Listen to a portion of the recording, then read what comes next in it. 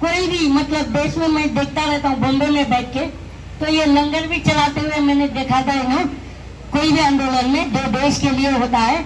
और आज यहाँ पर उन्होंने पानी का, शरबत का जो है वो इंतजाम इन्होंने किया हुआ है, तो आज इनके लिए ताली होना चाहिए दोस्तों। धन्यवाद।